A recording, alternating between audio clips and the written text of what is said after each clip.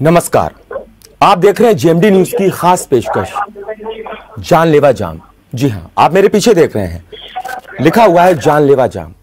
आज बहुत खुशी का दिन है, 73वां हम लोग पर्व मना रहे हैं। आपको बता दें, गणतंत्र दिवस मना रहे हैं। और ऐसे में आखिर क्यों हमें खास पेशकश करनी पड़ रही है? क्योंकि रायबरेली जिले से सनसनीखेज मामला सामने आया है। आपको बता दें कि जिले के महाराजगंज कोतवाली क्षेत्र के पूरे छत्ता सिंह मजरे पहाड़पुर गांव में शराब पीने से 8 लोगों की मौत हो चुकी है। वहीं 20 से ज्यादा लोगों जो है वो भर्ती हैं, जिनकी हालत गंभीर है। हालांकि जो आंकड़ा है वो 40 तक पहुंचा है। 40 लोग भर्ती हैं जहां पर उनका इलाज चल रहा है। जहरीली शराब पीने से मौत की सूचना पर डीएम समेत आला अधिकारी मौके पर तो पहुंच गए। वहां जिला प्रशासन ने कार्रवाई करते हुए जिला आबकारी अधिकारी, पुलिस इंस्पेक्टर और आबकारी इंस्पेक्टर को सस्पेंड कर दिया है। 8 लोग एक्सपायर हो चुके हैं। रायबरेली जिले में एक बार फिर जहरीली शराब ने अपना कहर बरपाया है। जिले के महाराजगंज कोतवाली क्षेत्र के पूरे छत्ता सिंह मजरे पहाड़पुर गांव में जहरीली शराब पीने से 8 लोगों की मौत हो गई। वहीं 10 से ज्यादा लोगों को गंभीर हालत में अस्पताल में भर्ती कराया गया है, जिनमें से कई की हालत नाजुक बताई जा रही है। उधर जहरीली शराब पीने से मौत की सूचना पर जिला प्रशासन में हड़कंप मच गया और डीएम समेत आला अधिकारी मौके पर पहुंचे और फिर वही हुआ जो होता आया है। आनंद फानन में जिला प्रशासन ने कार्रवाई करते हुए जिला आबकारी अधिकारी, स्थानीय पुलिस इंस्पेक्टर और आबकारी इंस्पेक्टर को सस्पेंड कर दिया है। जो घटना हुई है, दुर्भाग्यपूर्ण घटना हुई है पहाड़पुर के, जो इसमें अभी निकल के ये आ रही है कि वो वहाँ से इन्होंने शराब लिया था और शराब लेने के बाद, सेवन के बाद उल्टियाँ हुई। उसके बाद दिखाए, डॉक्टर से दिखाने के बाद उसकी स्थिति खराब हुई। फिर 6 लोगों की मौत हुई है। तो इसमें निकल के आ रही है कि उसमें जो उनके शराब जो लिए थे उसकी सैंपल ले ली गई है। जिन्होंने शराब के 2 बोतल लिए थे तो 1 बोतल का सैंपल ले लिया, जहां आधा पिए थे उसका ले लिया है। उसकी फॉरेंसिक जांच हो रही है। प्रथम दृष्टया उनकी किट की जांच होती है, वो जांच कर ली है। इसमें तो पूरी प्रॉपर इंस्पेक्शन हुई है। ये जो आबकारी निरीक्षक है उन्हें इंस्पेक्शन करते हैं, ऐसा नहीं है कि उसमें पूरी देखते हैं जाके। रेगुलर इंस्पेक्शन होती है, वो सभी विभागीय कार्रवाई हुई है उसमें। इसीलिए मैं कह रहा हूँ कि उनकी लापरवाही अभी प्रथम दृष्टया निकल के आ रही है। बाकी और वृहद जांच करेंगे और पहलुओं पर देखेंगे कि कहाँ से क्या करते हैं, कहाँ से लाते हैं। उसके बाद और भी दोषी पाए जाएंगे, उनके खिलाफ भी कार्रवाई की। घटना के बाद जिला प्रशासन ने एक संदेश जारी करते हुए लोगों से कहा है कि जिन लोगों ने इस शराब का सेवन किया है वो फौरन उपचार के लिए उनसे संपर्क करें। सर्वसाधारण को सूचित किया जाता है कि सरकारी ठेके अथवा अन्य किसी भी स्थल से प्राप्त भिंडी देसी शराब का सेवन न करें। यदि आपने सेवन किया है तो कृपया नजदीकी स्वास्थ्य केंद्र से तत्काल संपर्क करें। साथ ही जिला कंट्रोल रूम के निम्न नंबरों पर संपर्क किया जा सकता है: 0535 22 033 20, 94 54 41 89 81। भिंडी देसी शराब का सेवन जिन लोग जानलेवा हो सकता है, अतः अग्रिम आदेशों तक इसका सेवन न करें। इस मामले की जानकारी देते हुए स्थानीय निवासी ने बताया कि गांव में एक विवाह की रस्म चल रही थी। कार्यक्रम में आए मेहमान पास में देशी शराब की दुकान पर पहुंच गए। जिन लोगों ने ये देशी शराब पी वो इसका शिकार हो गए। नजदीक था, वहाँ लाए, अपने अपने पैसों से लाए। कोई खरीद कर दिया नहीं, कोई किसी को अपने पैसों से लाए हैं। पिए, किसी को अगर पिया तो मिट्टी की तरह से महक आई, तो कुछ लोग ने ना दिया, कुछ लोगों ने कहा चलाओ थोड़ी पी लेते, बाकी हटाओ। जो जिसने ज़्यादा पी लिया उनको रिएक्शन गया, जो जितने थोड़ी बहुत ढक्कन से भर चला गया है, 10-20 ग्राम उनको नहीं हुआ। कितने लोग शामिल हुए थे निकासन? अरे निकासन में लमसम मान लो 40-50 आदमी थे। कितने लोग बीमार हुए? 5-6-8 लोग, ये 8वां लोग में मिस्टी हो गई। 8 लोग एक्सपायर हो चुके हैं।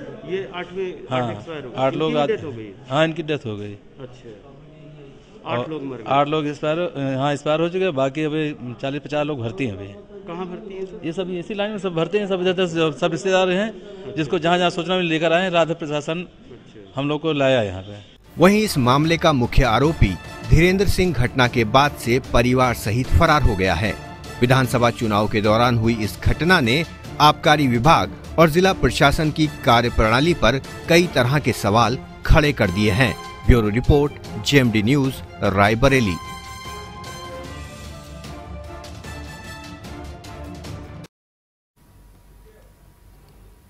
तो आपने पूरी रिपोर्ट देखी, आपने समझने की कोशिश की होगी कि मामला अपने आप में कितना गंभीर है। आपको बता दूं कि 2021 में जो मेरी याददाश्त है कि लगभग 5 महीने और कुछ दिनों में 11 जिलों से ऐसे मामले आए थे जिसमें लगभग 100 लोगों की डेथ हुई थी, यानी मौतें हुई थी जहरीली शराब पीने से। जो शराब माफिया है, जो शराब बनाते हैं, भट्टियां जो जलाते हैं और शराब बनाते हैं केमिकल मिला करके, वो लोगों के जीवन के साथ खिलवाड़ करते हैं। उन्हें पुलिस प्रशासन, स्थानीय प्रशासन जो है उसका डर नहीं है, आबकारी विभाग का बिल्कुल डर नहीं है, आबकारी इंस्पेक्टर का डर नहीं है, डीईओ का डर नहीं है। कुल मिलाकर के वो जो चाहते वो करते हैं और इसमें एक मोटी जो रकम है वो तय की जाती है। कुल मिला के ऐसे कई जिले हैं यूपी में जहां से मामला निकल कर आया है। आप कोई भी उठा लीजिए, अंबेडकर नगर उठा लीजिए, चित्रकूट उठा लीजिए, आपको बता दे महाराजगंज है, कई ऐसे एरिया। आपको बता दें घाटमपुर की घटना जो कानपुर से जुड़ा हुआ है, सजेती, उसके एक गांव में मामला निकल करके सामने आया था।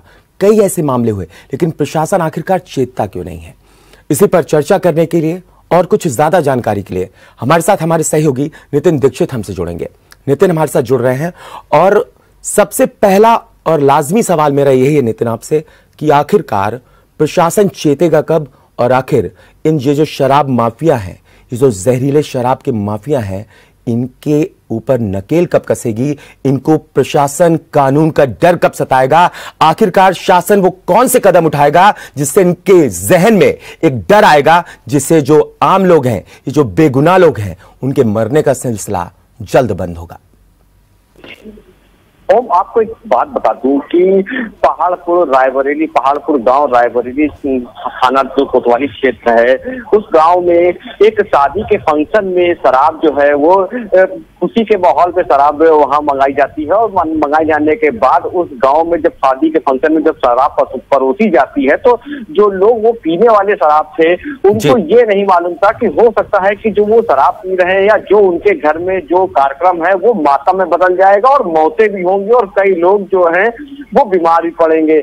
पहाड़पुर के गांव में जहां पे शादी थी वहां पर आज मातम पसरा हुआ है, वहां पर अधिकारियों का डेरा लगा हुआ है। वहां पर सबसे बड़ी बात यह है कि चारों तरफ हाहाकार मचा है। प्रशासन को लोगों से अपील तक करनी पड़ी है कि अगर किसी ने भी इस जो ये मंगाई गई थी शराब, शादी के समारोह में जो शराब मंगाई गई थी जहरीली शराब, उसको अगर किसी ने पिया है तो सबसे पहले वो तुरंत हमसे संपर्क करे, प्रशासन से संपर्क करे, थाना खेती थाने में संपर्क करे ताकि उनका इलाज कराया जाए। दूसरी सबसे बड़ी बात यह है कि करीब 8 लोगों की इसमें मौत हो चुकी है, जिसमें प्रशासन ने इसकी पुष्टि की हुई है।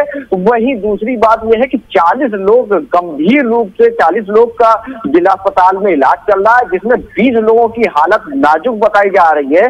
लेकिन अगर बात की जाए तो ये आने और जाने की बात है। आज 8 मरे हैं और 40 लोग बीमार हैं। थोड़ा सा प्रशासन की तरफ से सख्ती होगी और कुछ दिन बाद फिर वैसे ही ढीला हवाली चालू हो जाएगी जिस तरह से अभी तक ढीला हवाली चल रही थी। अगर यही प्रशासन सख्त होता तो जो अवैध शराब का कारोबार है, जो नकली शराब का कारोबार है, जो शराब माफिया हैं, जो पूरे उत्तर प्रदेश हीला हवाली की जो आप बात कर रहे हैं, हीला हवाली की, तो यहां पर मैं आपको बता दूं जो इनका बयान आया है रंजन कुमार का, वो साफ कहते हुए नजर आ रहे हैं। जब एक पत्रकार ने उनसे प्रश्न किया कि इस शराब की दुकान में, सरकारी शराब की दुकान में सरकारी बोर्ड तक नहीं था, यानी जो ठेकेदार है धीरेन्द्र सिंह जो परिवार सहित फरार है, उसके नाम का बोर्ड तक नहीं लगा हुआ होता है वहां पर, पहली बात। दूसरी बात, जो स्थानीय प्रशासन है वहां का, उसको ये बिल्कुल भनक नहीं लगती कि आखिरकार की जहरीली शराब जो है यहां पर बेची जा रही है। कुल मिलाकर के क्या मिली भगत से पूरा मामला चलता चला आ रहा है? सारा मसला पैसे का है और सिर्फ पैसे के चलते इन लोगों, मासूम लोगों की जान गई।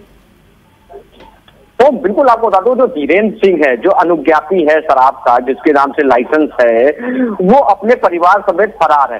लेकिन अगर बात किया, जैसे आपने बताया, आला अधिकारी ने भी बताया और एक पत्रकार के सवाल में भी आला अधिकारी ने बोला इस बात को लेकर, लेकिन कहीं ना कहीं पूरा जिला प्रशासन, डीओ होता है, डीएम होता है, सारे अधिकारी होते हैं, पुलिस विभाग होता है, केवल यही चेक करने के लिए होता है कि वो डीओ जो है या शराब के जितने भी अधिकारी हैं वो यही चेक करते हैं दुकान दुकान जाकर कि जो लेवल या जो भी बैच नंबर शराब जो आबकारी विभाग से आई है वही वहां पे बिक रही है, या अन्य कोई शराब जो है बैच नंबर की फर्जी बैच लगाकर शराब बेची जा रही है, या कच्ची शराब बनाकर दुकानों में बेची जा रही है।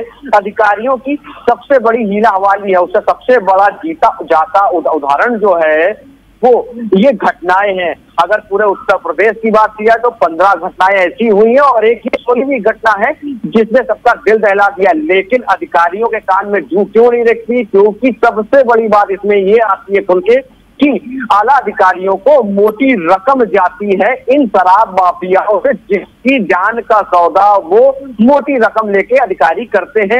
उनके ऊपर कोई फर्क नहीं पड़ता है, किसी बात का नहीं फर्क पड़ता है। किसी के घर में शादी समारोह था, मातम हो गया, 8-8 मौतें हो गई, बिल्कुल निष्कासन का कार्यक्रम चल रहा था जहां पर लगभग 40 से 45 लोगों ने उसमें हिस्सा लिया था। इसमें कुछ लोगों ने शराब पी, उसके बाद वहां पर यह मालूम चला, ऐसा जो स्थानीय वहां के लोग हैं वो कहते हुए नजर है, मैंने बाइट में भी सुना कि जब उन्होंने उस शराब का सेवन किया तो उन्हें ऐसा लगा कि जैसे मिट्टी के तेल की बदबू आ रही, तो कुछ लोगों ने उसे फेंक दिया, लेकिन कुछ लोगों ने सोचा शायद ऐसे ही होगा तो उन्होंने उसका सेवन कर लिया, जिसकी वजह से उनकी मौत हो जाती है।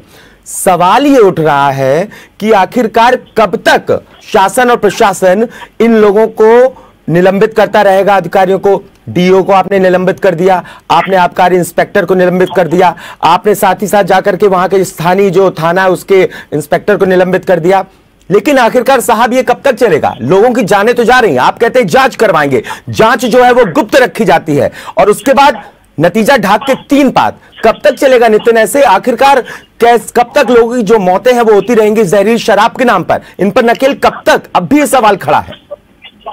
जी बिल्कुल, ओम आपको सबसे बड़ी बात एक बात है कि जांच की अगर आपने बात करी तो जांच सिर्फ खाना पूर्ति होती है, कागजों में, फाइलों में सिर्फ खाना पूर्ति के लिए जांच रखी जाती है। अगर बात की जाए कानपुर और कानपुर के आसपास के अन्य जिलों में भी, तो कानपुर में भी ऐसी बड़ी कई घटनाएं हुई हैं जिसमें कई लोगों की मौतें गई। जैसे घाटमपुर की बात अभी आपने कही थी, घाटमपुर में भी कई मौतें हुई जिसमें दुकानदार, यहाँ तक अगर बात की जाए, अगर सरकार अगर चेतती है इस मामले को लेकर भी, क्योंकि अभी देर नहीं हुई है, अगर अवैध शराब के कारोबार के ऊपर नकेल लगानी है तो अधिकारियों को निलंबित सस्पेंड करने से नहीं होगी, अधिकारियों के ऊपर नकेल करने से होगी, क्योंकि उनकी भर्ती ही इसीलिए की जाती है, पुलिस की भर्ती इसलिए की जाती है कि क्षेत्र में अपराध कम हो, और अन्य जिलों के अन्य जो विभाग हैं उनकी अधिकारियों की भर्ती भी इसीलिए की जाती है कि मिलावटी खाद्य जो सामान है या पीने की जो भी सामान है उनमें मिलावट ना हो, उसके लिए चेक करने के लिए एक अलग डिपार्टमेंट भी बनाया जाता है। लेकिन अगर इस तरह की घटनाएं सामने आती हैं और फिर आला अधिकारी सामने मौके पे पहुंचते हैं, एक आदमी को सस्पेंड कर देते हैं, दूसरे आदमी को सस्पेंड करते हैं, लेकिन जिसके घर में 8-8 मौतें हुई है उनके दिल से ही बात पूछी जाए कि उनके ऊपर क्या बीत रही है। अब घाटमपुर की अगर बात की जाए तो एक घाटमपुर में भी एक ऐसे ही अभी 2021 में ही एक कांड हुआ था जिसमें कई लोगों की मौत गई थी। उसमें जो अनुज्ञापी था उसको जो उठा के जेल भेज दिया और उसके बाद कुछ दिन बाद वो जमानत में आ गया। लेकिन उस घर की बात जाने जो जिसके घर में मौत हुई, सजेती की अगर बात की जाए तो सजेती में भी इसी तरह की घटना सामने आई। हाँ। तो पूरे उत्तर प्रदेश में ही इस तरह की घटना सामने आ रही है। नितिन आपको याद होगा यहां पर दोनों ही घटनाओं में, घाटमपुर में और सजेती में, दोनों ही घटनाओं में जो लोग मिले थे, इसमें जो लिप्त पाए गए थे, वो किसी ना किसी राजनीतिक दल से भी उनका कहीं ना कहीं कनेक्शन निकला था। और इसीलिए कहा जाता है कि जितने भी अपराधी हैं ये राजनीतिक शरण लेके काम करते हैं।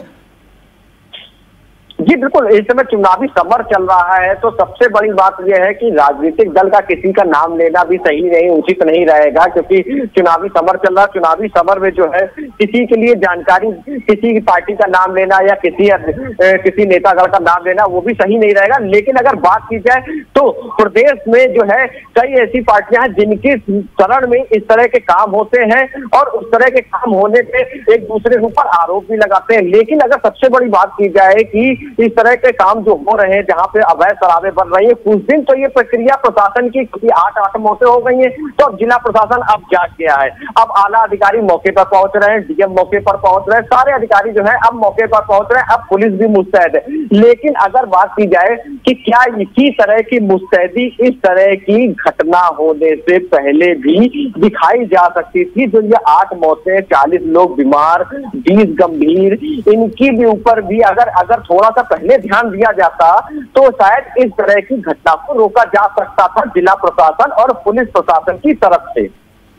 ठीक है, रोका जा सकता था, लेकिन रोका नहीं गया। सवाल अब भी यही खड़ा है कि आखिरकार ऐसी घटनाएं कब रुकेंगी नितिन, क्योंकि जिस तरीके के मामले देखने को मिल रहे हैं, 2021 की बात कर ली जाए तो कोरोना नीचे आ रहा था, लेकिन जो जहरीली शराबों से मौत का जो आंकड़ा था वो दिन पर दिन ऊपर बढ़ता जा रहा था। अगर आपको नितिन याद हो तो अब 2022 देखिए, अभी हम लोग जनवरी माह में ही हैं और अभी से देख लीजिए 26 तारीख है, एक बार फिर से जहरीली शराब का जो जिन्न है वो बोतल से बाहर निकल आया है और उसने अपनी आगोश में 8 लोगों की ले लिया है, मौत की आगोश में ले लिया है। 40 भर्ती हैं, 20 जिसमें ऐसे हैं जो अभी भी गंभीर हैं। लेकिन अब भी प्रशासन चेतेगा कि नहीं चेतेगा कि जांच के नाम पे फिर से उन्हीं फाइलों को बंद कर दिया जाएगा और फिर जांच को गुप्त रखा जाएगा कि जांच जो हुई है उसके जो नतीजे आए वो गुप्त हैं और एक बार फिर से इस मामले को दबा दिया जाएगा। क्या नितिन एक बार फिर से यही खेल खेला जाने वाला है? क्योंकि पिछले मामलों में तो ये देखा गया है, 2021 में 5 महीने और कुछ दिनों में जो 11 जिलों में मामले निकल करके आए थे जहरीली शराब के, 100 से ज्यादा मौतें हुई थी, लेकिन एक में भी जांच जो है अभी तक खुल करके नहीं आई है और अभी तक किसी अधिकारी पर ऐसी गाज नहीं गिरी है। जो जिम्मेदार अधिकारी है उन पर गाज गिरना जरूरी है कि नहीं? जी बिल्कुल ओम, आपको बता दूं कि आपने बताया जैसे कि बोला कि 2021 चल रहा है, 2022 चल रहा है, 2021 में करीब 100 मौतें जहरीली शराब पीने से हुई थी।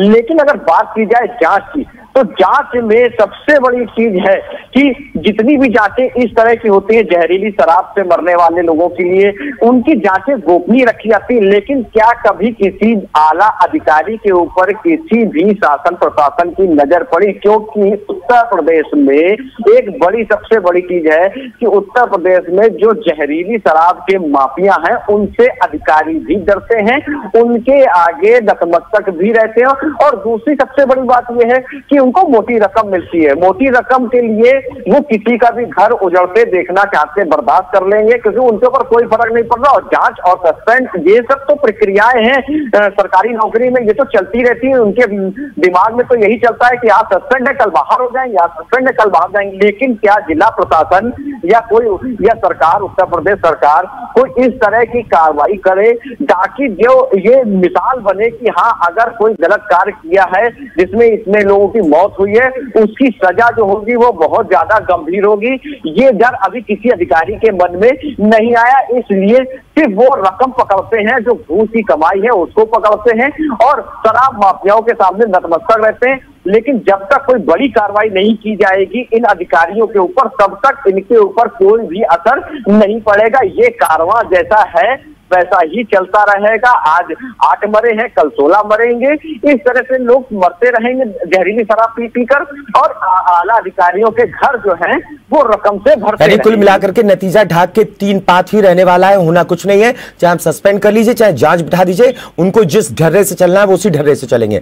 नितिन, एक चीज और आपको बता दूं, यहां पर एक अपील जारी की गई है डीएम की तरफ से कि अब आप शराब खरीद के मत पीजिए सरकारी ठेके से। अगर आपने शराब खरीद के पी है तो जाइए नजदीकी जो आपका जिला चिकित्सालय है वहां जाइए और अपनी जांच कराइए और वहां पर रुकिए और डॉक्टर से मशवरा लीजिए।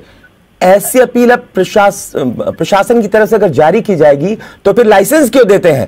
प्राइवेटाइजेशन कर दीजिए, पूरी तरह लाइसेंस देना बंद कर दीजिए और कह दीजिए आइए ओपन है, आइए जिस तरीके से जनरल स्टोर्स है वैसे हम आपको दे रहे हैं। अब हर दुकान में बिकेगी शराब। ओम, आपको सबसे बड़ी बात एक बात बता दूं आपको कि इस तरह से जिस तरह से आप पूरे गांव में जो आला अधिकारी हैं, जो मंडलायुक्त वहां पहुंचे हैं, लखनऊ के मंडलायुक्त पहुंचे हैं, डीएम पहुंचे हैं, सब लोग पहुंचे हैं वहां पर, क्या इसके पहले जितने लोग उन शराब को पी चुके हैं, उस दुकान जिस दुकान से शराब लेकर, जो धीरेन्द्र सिंह की दुकान थी जो अनुज्ञापी है, उस दुकान से शराब लेकर पी चुके हैं, तो कितने लोग अभी वहां पर जांच कराएंगे? क्योंकि अगर इस तरह के जो आप वहां पे लोगों से अपील कर रहे हैं कि जिन्होंने उस दुकान से शराब लेके पी है वो जाएं जिला चिकित्सालय में अपनी जांच कराएं, अपना इलाज कराएं, तो जो लोग बीमार नहीं है वो भी भय के मारे बीमार हो जाएंगे क्योंकि उनके अंदर भी मन नहीं आएगा कि साइकोलॉजिकली बीमार हो जाएंगे। 40 लोग बुरी तरह से तो बीमार हैं, जिसमें 20 लोगों की हालत जो है गंभीर है। तो इस तरह का जो आज आप जो लोगों से अपील कर रहे हैं, इसी तरह से पहले भी अधिकारियों को आप सचेत करके दुकानों को चेक करा सकते थे, क्योंकि चुनाव जो है इस समय 2022 का विधानसभा चुनाव है और चुनाव में शराब का खेल और शराब का रूल वोटरों को देखिए यहाँ पर नितिन, मैं आपको रोकना चाहूंगा। यहाँ पर आपने एक बहुत अच्छा एंगल दिया है। यहाँ पर हालांकि चुनाव में भी शराब परोसी जाती है और ज्यादातर देसी शराब परोसी जाती है। ऐसे में अगर ऐसे ठेकों से देसी शराब कहीं परोसी गई और कहीं वो धोखे से जहरीली हुई तो फिर क्या मामला होगा आप समझिए। फिर उस वक्त की घटना क्या होगी, क्योंकि ये मामला अब राजनीतिक तूल इस पे जरूर दिया जाएगा। इस पे अब राजनीतिक बयानबाजी भी शुरू होगी और इस पर भी जोरदार राजनीति करने की लोग कोशिश भी करेंगे और इसको एक राजनीतिक मुद्दे के रूप में उठाएंगे भी, जहरीली शराब को, क्योंकि अभी भी कोरोना चल रहा है और एक बार फिर से जहरीली जो शराब है उसका मामला फिर से तूल पकड़ता हुआ नजर आ रहा है। ज्यादा मतलब इतने कम मामले नहीं है, मामले ज्यादा है। कुल मिलाकर के 8 की जान जा चुकी है और 40 अभी भर्ती है, जिसमें 20 गंभीर है। ऐसे मामला बड़ा हो सकता है नितिन। बिल्कुल ओम, आपको बता दूं कि अगर चुनावी समर है और चुनावी समर में शराब के रोल की अगर बात की जाए तो प्रत्याशी की जीत और हार रूरल एरिया में शराब ही तय करती है। हाँ, रूरल एरिया में शराब तय करती है और शराब का एक इतना बड़ा रोल होता है कि जो प्रत्याशी है वो कभी भी इतनी ज्यादा मात्रा में शराब जो है वो हमेशा जो है देसी और देसी में मिलावट उस समय प्रत्याशी को तो सिर्फ अपने वोटर दिखाई दे रहे हैं, लेकिन उस शराब से मरने वाले, उस शराब से बीमार होने वाले लोग उस प्रत्याशी को नहीं दिखाई दे रहे हैं। तो कहीं ना कहीं इस तरह के लोगों पर भी लगाम लगानी होगी ताकि इस तरह की घटना जो है वो दोबारा ना हो, क्योंकि गांव की जो राजनीति है, जो रूरल की राजनीति है, उसमें शराब का अहम महत्व है। उसमें शराब को बांटा जाता है। इसके पहले भी चुनाव हुए हैं और चुनाव में कई बार जो है प्रत्याशियों की शराब बांटने के लिए ले जाई जा रही थी, वो पकड़ी गई है। वो जरूरी है ये चीज, इस तरह की कार्रवाई हो, क्योंकि कानपुर और कानपुर के आसपास जो अन्य जिले हैं, जो रूरल के एरिया हैं, उनमें देसी शराब जो बनाने का कारोबार है वो बहुत ज्यादा मात्रा में है। नितिन, आपको मालूम होगा कई बार खबर भी अखबारों में भी आई है, हम लोगों ने भी दिखाया है चैनल्स में कि भट्टियां लगी हुई हैं, बाकायदे स्टिंग होकर के आया है, लेकिन वो भट्टियां कुछ दिन के लिए हट जाती है वहां से, लेकिन जैसे ही मामला ठंडा पड़ता है वो भट्टियां फिर से वैसे ही सज जाती हैं और उनमें केमिकल डाल करके। आपको याद होगा कि जो मामला घाटमपुर से रिलेटेड था उसमें 2 शख्स थे, सोनू और मोनू, वो आगरा से केमिकल लाते थे और बाकायदा देते थे और वहां पर शराब बनती थी। उसके बाद पूरी टीम थी और हर एक टीम का जो एक सेक्शन था उसको हर एक काम करना होता। एक टीम केमिकल लाती थी, दूसरी टीम बनाती थी, तीसरी टीम सप्लाई करती थी। वो ढाबों में और कहीं ना कहीं जनरल स्टोर्स में भी जाकर के जनरल स्टोर से वो शराब पी गई थी जिसमें लोगों की मौत हुई थी। तो ऐसे में एक पूरा सिंडिकेट चल रहा है। दूसरी तरफ एलआईयू है, तीसरी तरफ आबकारी है, चौथी तरफ जिला प्रशासन है, पांचवी तरफ क्राइम ब्रांच है। कुल मिलाकर के हमारे पास प्रशासनिक अमला बहुत बड़ा है, लेकिन उनके सिंडिकेट के सामने वो धड़ाम है। ऐसा कैसे संभव है जब तक नीचे से लेकर के ऊपर तक पैसा ना पहुंचे? जी बिल्कुल, आपको 2021 की खबर बताते हैं कि जब 2021 में कानपुर में ही घटना हुई थी, उसके बाद जो है पुलिस प्रशासन एक्टिव हो गया था और एक्टिव होने के बाद एक चीज और करी थी उन्होंने कि उसमें एक्टिव को दिखाने के लिए कानपुर के आउटर, जो इस समय आउटर में आता है, पहले कमिश्नर है, कानपुर में नहीं लागू हुई थी। तो थाना क्षेत्र है, महाराजपुर है, घाटमपुर है और आपका सचेडी थाना, उस समय अनंत कुमार हुआ करते थे एसएसपी, आपको याद दिला दूं? हाँ, उस समय जो है जो एसएसपी प्रचिंदर सिंह भी थे और इसके बाद जो है आउटर जो इसमें एसपी ग्रामीण थे ब्रजेश श्रीवास्तव, उन्होंने भी इस तरह की शराब की बड़ी भट्टियों को तोड़ा था और इस तरह की कार्रवाई की। आपको रोकना चाहूंगा नितिन, यहाँ पर हमारे साथ फोन लाइन पे समाजवादी पार्टी के एमएलसी शशांक यादव सीधा जुड़ गए। शशांक यादव जी, आपके लिहाज से कितनी बड़ी घटना, इसको राजनीतिक रंग मत दीजिएगा, लेकिन ये बताइएगा कितनी बड़ी घटना है? देखिए, 1 मौत हो या 8 मौत हो, मौतों की गिनती किसी घटना को बड़ी छोटी नहीं बनती। 1 मौत भी उतनी ही दर्दनाक होती है।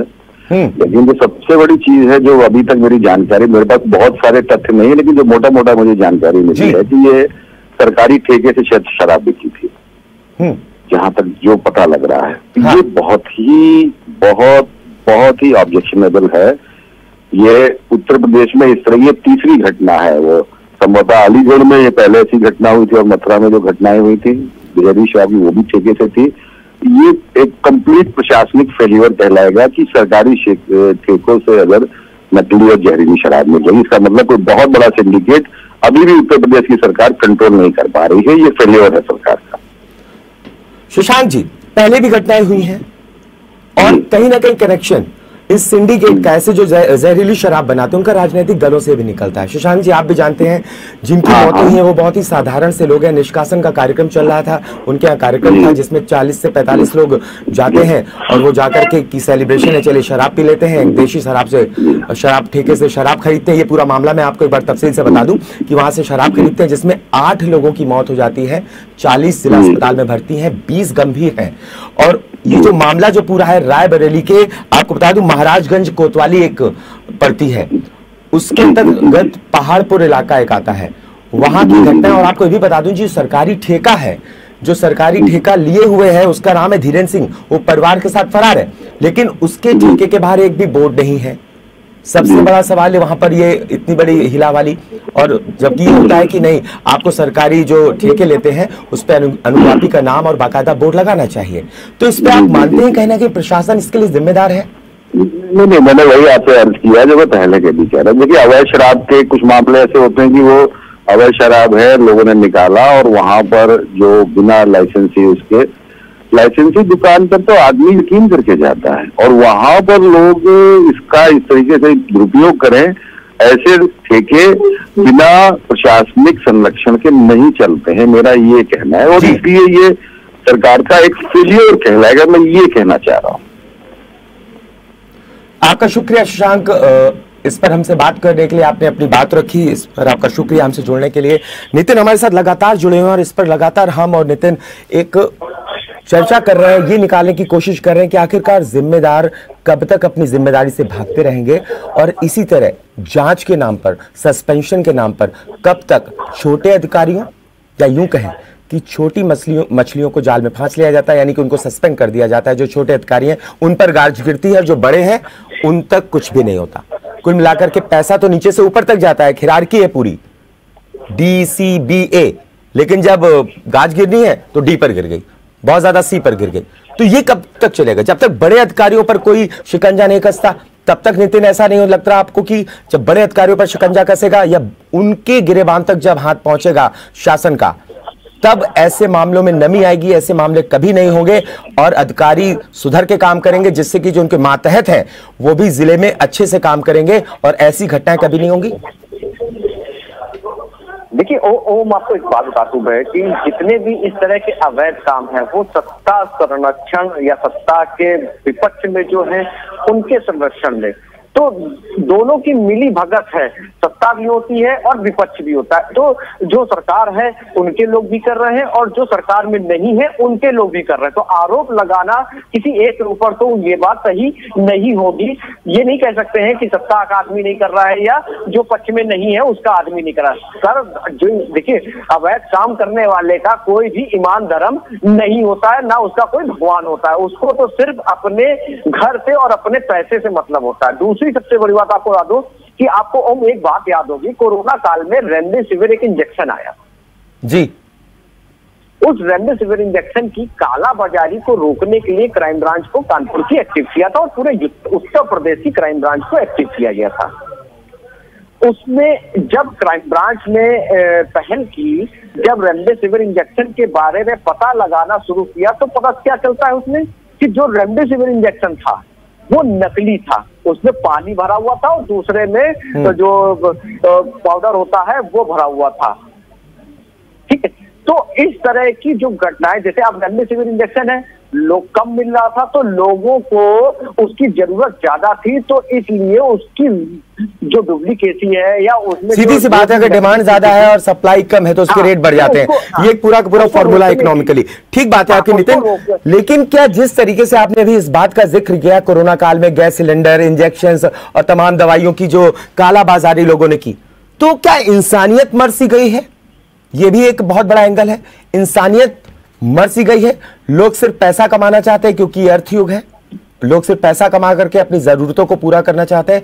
वो ये नहीं मानते कि नहीं, इंसानियत है यार, किसी को कोई दिक्कत हो सकती है, कोई अपना ही देश का भाई है, कोई अपना ही रिश्तेदार होगा जिसको दिक्कत हो सकती है, वो ये नहीं मानते। कुल मिला के इंसानियत अब नहीं है, आप ये कहना चाहते हैं? बिल्कुल ओम, आपको बता दूं कि टीआरपी का जमाना है। अब वो टीआरपी कैसे आती है?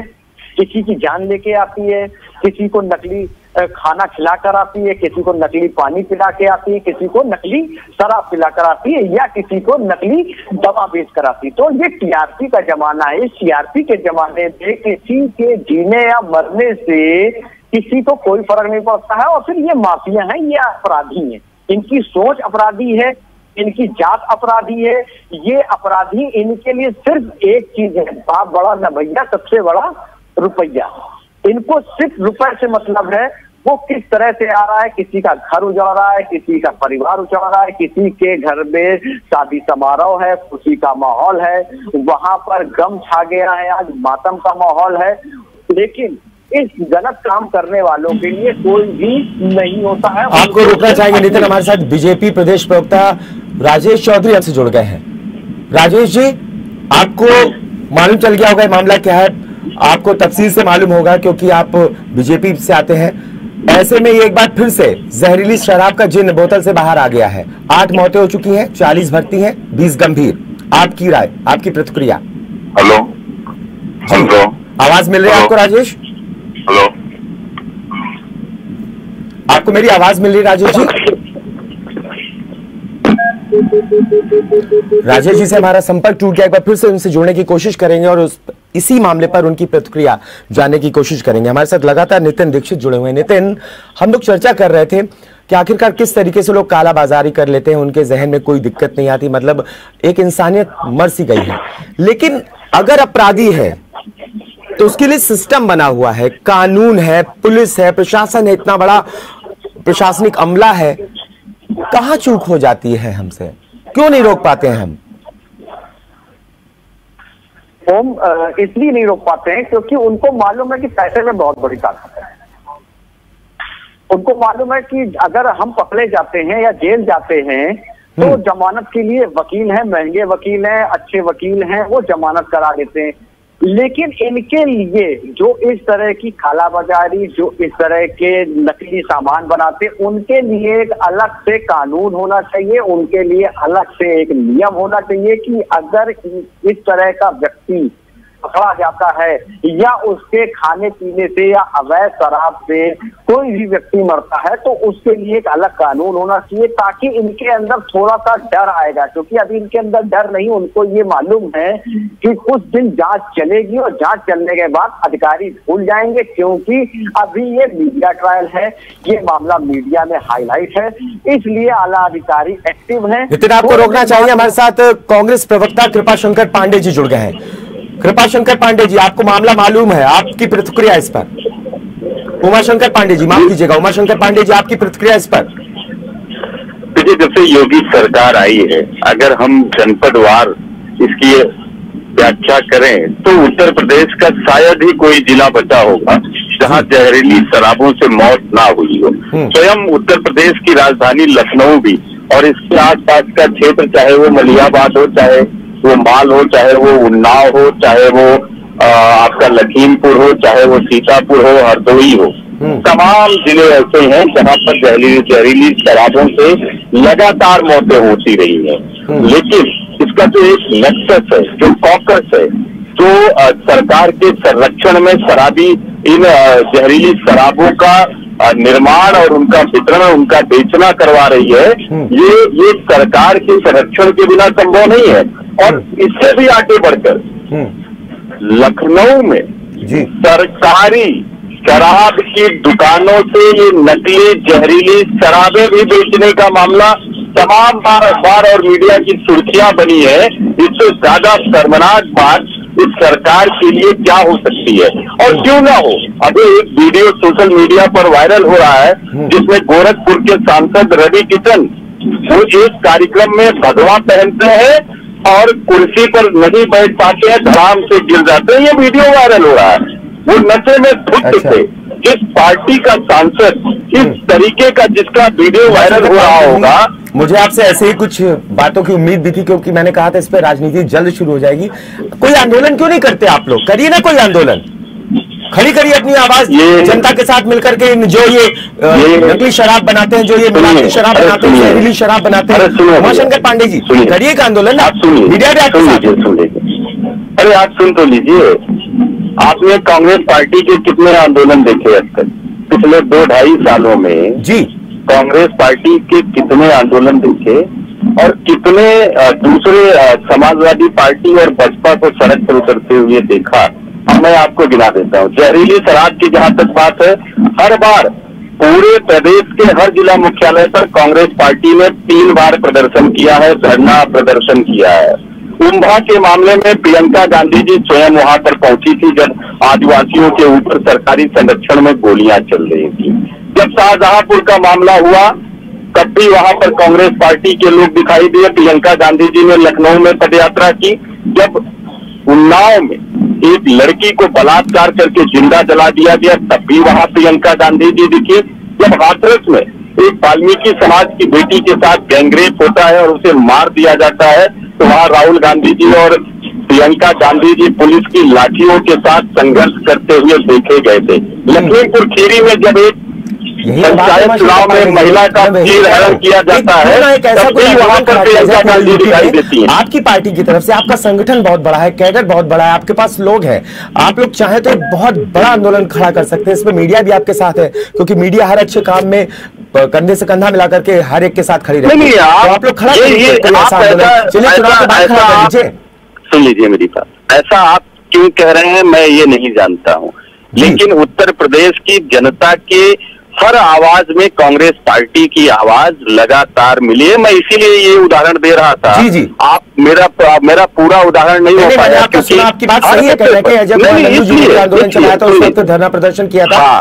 बिल्कुल, आपको शायद जानकारी नहीं, मैं आपको बताऊं 17,600 कांग्रेस के कार्यकर्ता या तो जेल गए हैं या तो उनके खिलाफ FIR हुए हैं। स्वयं प्रियंका गांधी जी को 3 बार उत्तर प्रदेश के पुलिस की निगरानी में रहना पड़ा है। अजय लल्लू जी को कई महीने योगी सरकार की जेल में रहना पड़ा है। स्वयं तमाम हमारे SC डिपार्टमेंट के चेयरमैन, हमारे अल्पसंख्यक डिपार्टमेंट के चेयरमैन, हमारे NSUI का प्रदेश अध्यक्ष, हमारे यूथ कांग्रेस के प्रदेश अध्यक्ष, सबको जेल जाना पड़ा है इस सरकार में। और सपा और बसपा के लोग हालांकि चुनावी माहौल है उमाशंकर पांडे जी, ठीक बात है, लेकिन ये जो घटना हुई है वाकई निंदनीय है। और आज चुनावी बयान है ना, लेकिन ये सारी घटनाएं तो 5 सालों की है। ये सारी घटनाएं तो 5 सालों की है।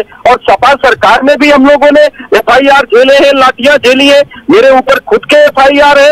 हमने खुद योगी अखिलेश यादव और मायावती तीनों की लाठियां झेली है। आपका शुक्रिया उमाशंकर पांडे जी, हमसे जुड़ने के लिए आपका धन्यवाद। तो जिस तरीके से मामला बेहद गरमाने वाला है, मैंने पहले ही कह दिया था जब हमने इस खबर को उठाया था, तो तभी कह दिया था कि अब ये मामला कहीं ना कहीं राजनीतिक रूप जरूर लेगा। नितिन, आपने उमाशंकर पांडे जी को सुना, उन्होंने तुरंत राजनीतिक बात शुरू की। हालांकि इन्होंने आंदोलन किए हैं, छोटे छोटे किए हैं। जब मैंने इनसे कहा कोई बड़ा आंदोलन करिए तो कहते नहीं, हम आंदोलन कर रहे हैं, हम करते हैं, करते रहेंगे। लेकिन किसी ना किसी राजनीतिक दल को या किसी ना किसी जो NGOs हैं उनको या किसी ना किसी ऐसे व्यक्ति को ऐसा आंदोलन करना पड़ेगा इसके खिलाफ जिससे ये सारी चीजें रुक सके। नितिन दीक्षित, हमसे जुड़ने के लिए आपका शुक्रिया।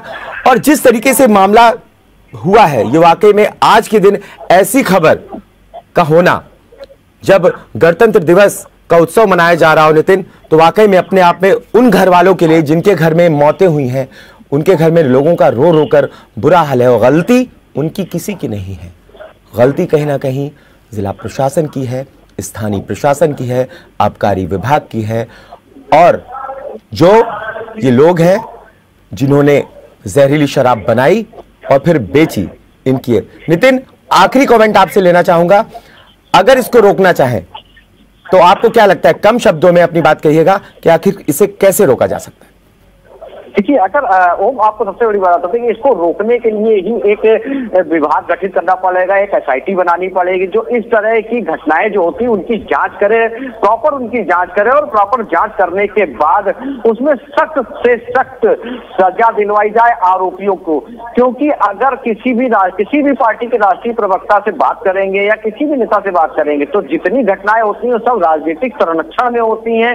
आज विपक्ष में है तो आरोप लगाएंगे पक्ष के ऊपर, कल खुद अगर पक्ष में होंगे तो आरोप लगाएंगे विपक्ष के ऊपर। तो इस तरह की घटनाओं को लेकर जो राजनीतिक है वो राजनीति नहीं होनी चाहिए। इसमें सभी लोगों को एक मत होकर इसमें एक कानून बनाना चाहिए। कानून के साथ साथ इसमें एक SIT भी गठित करनी चाहिए जो पूरे उत्तर प्रदेश में इस तरह की घटनाओं पर नजर रखे। अगर इस तरह की घटना, नितिन आपको रोकना चाहूंगा, बीजेपी प्रवक्ता हमारे साथ जुड़ गए हैं आलोक वर्मा फोन लाइन पर। आलोक वर्मा जी, आपकी प्रतिक्रिया इस घटना पर?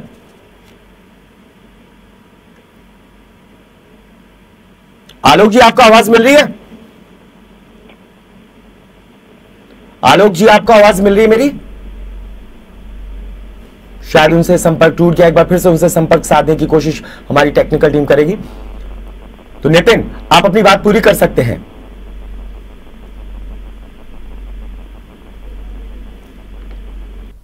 नितिन, आप अपनी बात पूरी कर सकते हैं? जी बिल्कुल, आपको बता दूं ओम कि SIT गठित करनी चाहिए। इस SIT में आला अधिकारियों की नियुक्ति करनी चाहिए। ये प्रॉपर नजर रखे कि पूरे उत्तर प्रदेश में अगर इस तरह की घटना सामने आती है, जहरीली शराब से पीने वाले किसी भी व्यक्ति की मौत होती है तो उसमें SIT बराबर जांच करे और जांच करने के बाद उसमें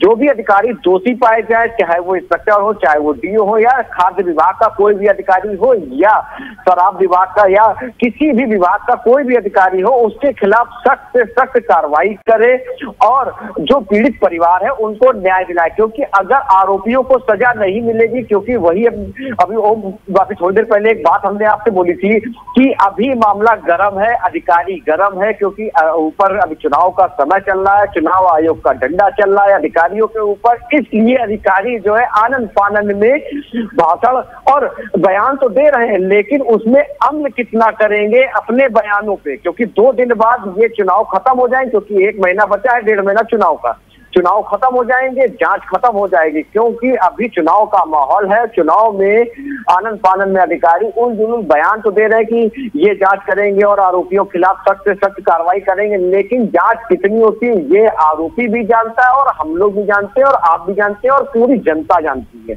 नितिन, अगर बात की जाए उत्तर प्रदेश के मुख्यमंत्री की, योगी आदित्यनाथ की, तो वो कठोर फैसले लेने में माहिर हैं।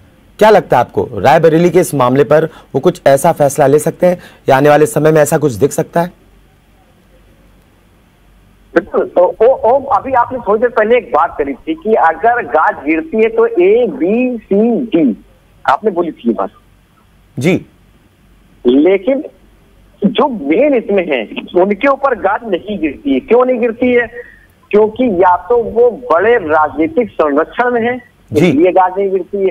उनकी फाइल थोड़ी ऊपर जाती है और उसको फिर वापस नीचे भेज दिया जाता है। अच्छा, थोड़ी सी ऊपर गई उसके बाद उसको फिर नीचे वापस भेज देते हैं। हाँ। वो फाइल वहीं पे ही घूमती रहती है, उस फाइल का कोई भी निष्कर्ष निकल नहीं पाता है। इसीलिए SIT की अगर इसमें कमेटी बना दी जाए, क्योंकि योगी आदित्यनाथ जो मुख्यमंत्री है उत्तर प्रदेश के, वो सख्त जरूर है इन सब कामों को लेकर, लेकिन क्या कभी किसी IAS या किसी आला अधिकारी या किसी मंत्री ने इस तरह की घटना को लेकर कभी विधानसभा में कभी चर्चा की इस बात को लेकर कि इसमें भी एक SIT गठित होनी चाहिए?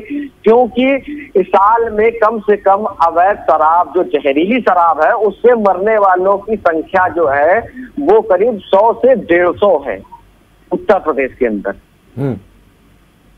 तो क्या कभी किसी मंत्री ने इस तरह की बातों को, इस तरह की चर्चा की कि इसमें भी एक SIT टीम, इसमें एक अलग विभाग होना चाहिए जो इस तरह की जांच करे कि अगर एक भी व्यक्ति, यहाँ तो 8 व्यक्ति मर रहे हैं, साल में 150 व्यक्ति मर रहे हैं, अगर एक भी व्यक्ति उत्तर प्रदेश के अंदर जहरीली शराब पीने से उसकी मौत होती है तो उसके परिवार को अभी तक कितना न्याय मिला है, चाहे कांग्रेस की सरकार हो, चाहे बसपा की सरकार हो, चाहे भाजपा की सरकार हो, चाहे सपा की सरकार हो। इसके पहले सपा की सरकार थी, 2012 में मुख्यमंत्री अखिलेश बने थे। ठीक, तो क्या उन्होंने 2012 में जब मुख्यमंत्री अखिलेश बने तो क्या उनकी सरकार में इस तरह की अवैध शराब, जहरीली शराब पीने से लोगों की मौतें नहीं हुई? लेकिन कितने व्यक्तियों को सजा दी गई, कितने व्यक्ति जेल के पीछे पहुंचे, कितने व्यक्तियों की जो प्रॉपर्टी है वो अवैध शराब से कमाई गई प्रॉपर्टी को कुर्की किया गया?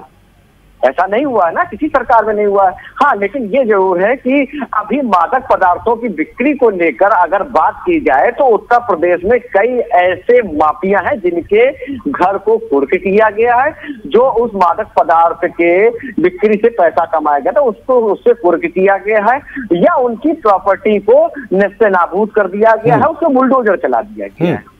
तो इस तरह के कड़े कानून बनाने पड़ेंगे, तभी इस तरह के जो अपराधी हैं, जो जहरीली शराब का कारोबार करते हैं, निर्दोष लोगों की जानें लेते हैं, उन जिनके घर में खुशी का माहौल है उनके घर में मातम के माहौल को बदलते हैं, ऐसे आरोपियों के खिलाफ सख्त से सख्त कानून बनना चाहिए। बिल्कुल, आप जो कहना चाहते हैं वो सीधी सी बात है कि एसआईटी इस पे जांच करे, इस पे सख्त कानून बने और कहीं ना कहीं विधानसभा, लोकसभा के अंदर ऐसे मामले उठाए जाएं, मतलब कुल मिलाकर राजनीतिक संरक्षण न मिले। नितिन, आपका शुक्रिया इस पर चर्चा करने के लिए, उस पर तमाम जानकारी भी देने के लिए।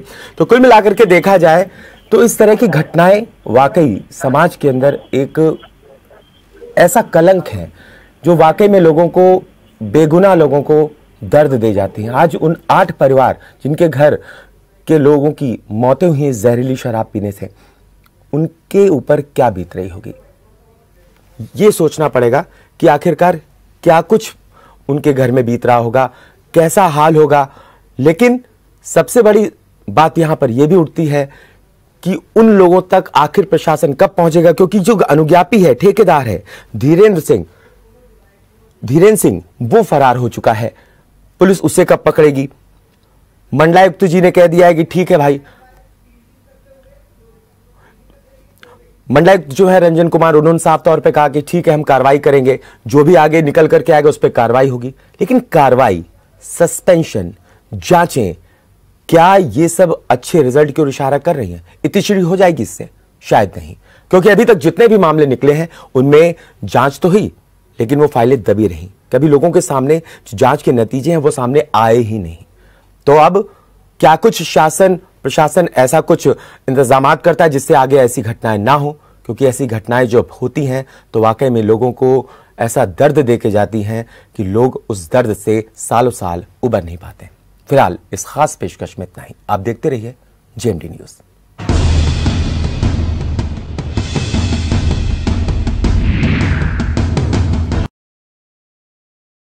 अगर आपको हमारा वीडियो पसंद आया हो तो हमें लाइक करें, सब्सक्राइब करें और ज्यादा से ज्यादा शेयर करें। और हाँ, बेल आइकॉन दबाना ना भूलें ताकि हर खबर का अपडेट आप तक पहुंचे तुरंत। आप हमें इंस्टा, ट्विटर और फेसबुक पर भी फॉलो कर सकते हैं। हमारी आईडी है @JMD News Flash।